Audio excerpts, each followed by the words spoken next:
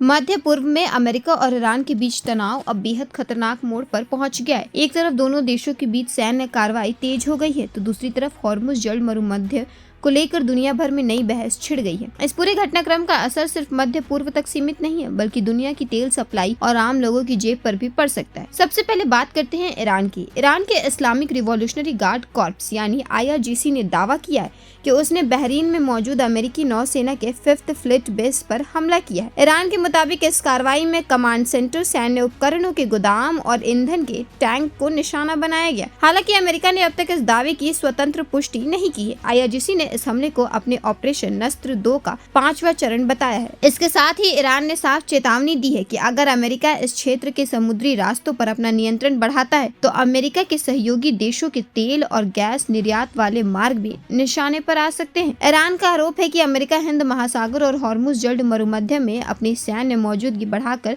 समुद्री व्यापार को प्रभावित कर रहा है। ईरान का कहना है कि अगर उसके जहाजों पर रोक लगाई जाती है तो क्षेत्र से तेल और गैस का निर्यात किसी के लिए भी आसान नहीं रहेगा। वहीं दूसरी ओर अमेरिका ने भी अपनी सैन्य कार्रवाई तेज कर दी है।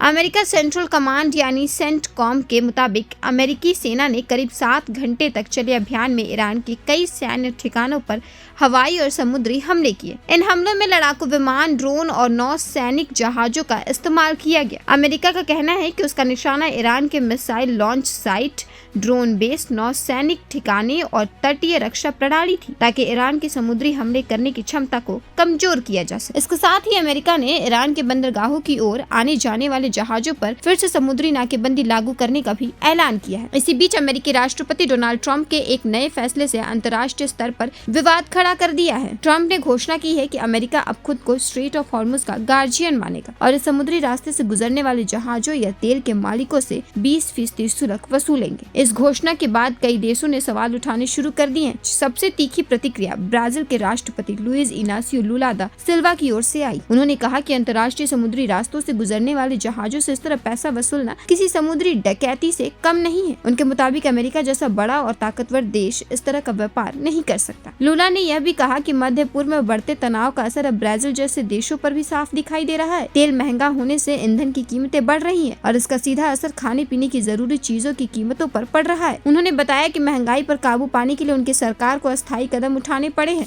ट्रंप की इस नई योजना पर सिर्फ ब्राजील ही नहीं बल्कि संयुक्त राष्ट्र की समुद्री एजेंसी IMO ने भी सवाल उठाए हैं। एजेंसी का कहना है कि अंतर्राष्ट्रीय समुद्री कानून किसी भी देश को ऐसे जलमार्गों से गुजरने वाले जहाजों पर अनिवार्य शुल्क लगाने की अनुमति नहीं देता। दिलचस्प बात यह भी है कि अमेरिका के विदेश मंत्री मार्को रूबियो पहले खुद कह चुके हैं कि अंतर्राष्ट्रीय जल मार्गों पर किसी भी देश को टोल या शुल्क वसूलने का कानूनी अधिकार नहीं है। ऐसे में ट्रंप की नई योजना को लेकर अमेरिका के भीतर भी सवाल उठ रहे हैं। अब सबसे बड़ा सवाल यही है कि क्या यह टकराव सिर्फ सैन्य कार्रवाई तक सीमित रहेगा या फिर इसका असर वैश्विक व्यापार और तेल बाजार पर और ज्यादा गहराएगा, क्योंकि दुनिया के कच्चे तेल का बड़ा हिस्सा हॉर्मुज़ जल मरुमध्य से होकर गुजरता है। अगर यहाँ हालात और बिगड़ते हैं तो आने वाले दिनों में दुनिया भर में तेल की कीमतें बढ़ सकती हैं और इसका असर पेट्रोल, डीजल से लेकर रोजमर्रा की कई चीजों तक दिखाई दे सकता है। फिलहाल दुनिया की नज़र अमेरिका और ईरान के अगले कदम पर टिकी है। अगर दोनों देशों के बीच तनाव और बढ़ता है तो इसका असर सिर्फ मध्य पूर्व ही नहीं बल्कि पूरी वैश्विक अर्थव्यवस्था पर पड़ सकता है। फिलहाल इस खबर में इतना ही। ऐसी ही बड़े अपडेट्स के लिए देखते रहें प्रभात खबर। धन्यवाद।